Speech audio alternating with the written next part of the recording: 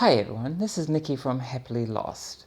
Today we're talking about how to come out to your family. This is not going to be an easy topic, and there is no clear-cut, hard and fast rule. I'm sorry. You are the only one that can say how and if you should come out to your family. No one else out there can have that say for you. You have lived with them your entire life, so you are the only expert out there. But you may be surprised too by how they react. So let us get into it right after this.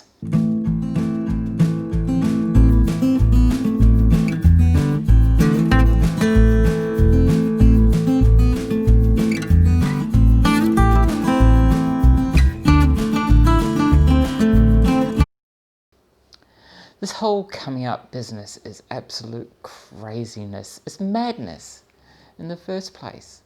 You do not see cisgender or heterosexual people needing to come out. You do not see them feeling like they have to come out, nor do you see them pressured to come out. I'm not going to get on my high horse about this for once. In an ideal world, we would not need to come out, but that is not the world that we live in at the moment. Maybe one day there would be no need for any of us to come out or any pressure to come out. We will just be who we are and be attracted to whoever we are attracted to. Anyway, it's not what we're here for today. It's a scary world when we tell people the most intimate aspects of ourselves. We have no idea how or even if they will react to knowing. If we are still living at home, we face the risk of being kicked out of the house, losing our family, or worse. If we live elsewhere, we risk losing our family still, or experience some retaliation of some sort. I am not trying to scare you, just giving you the possible reality of revealing such truths.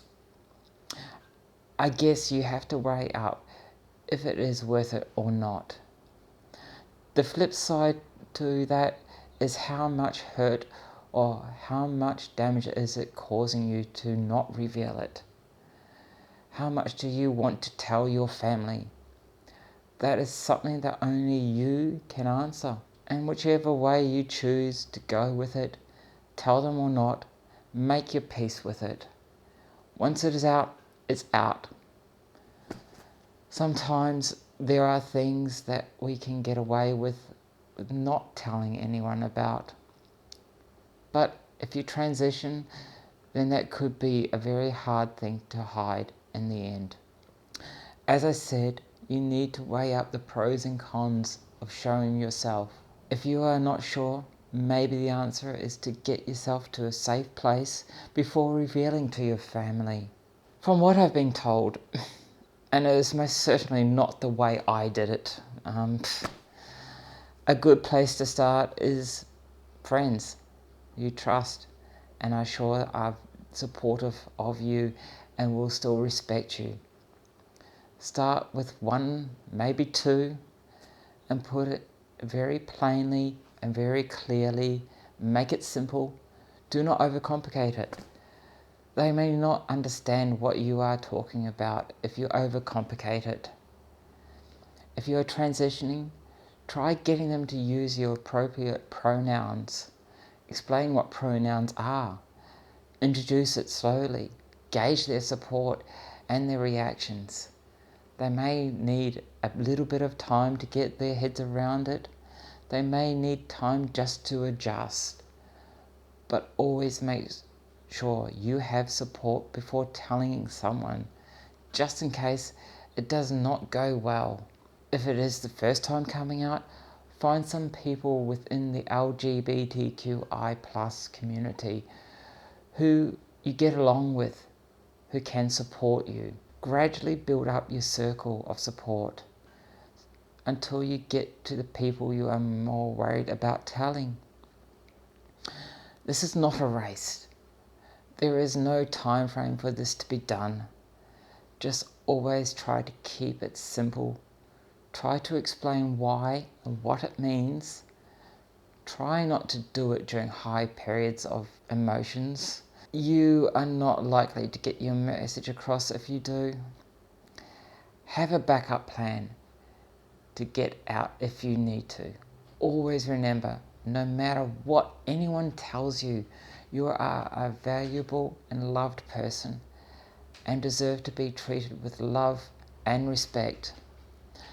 Nothing bad should come your way. If it does, get out. Protect yourself. Go to your support people. And I'm wondering if I should tell my own coming out story here, at least one of them. Whether it would add any value to this dialogue, and I'm not sure if it would or wouldn't. It was not a bad one, and it was not a good one. The first time I told Mum, we were having this huge fight. Who knows what it was about these days? Anyway, I stormed off to catch a bus. Mum came after me. I do not know what was said next, what caused me to respond the way I did, but I said that I was a woman, just like that. Nothing special. I think Mum's response threw me. It was as simple as, I know, but the effect on me was that I did not have anywhere to go with it. I know I'm saying this purely from the perception of experience, that I did not feel any support.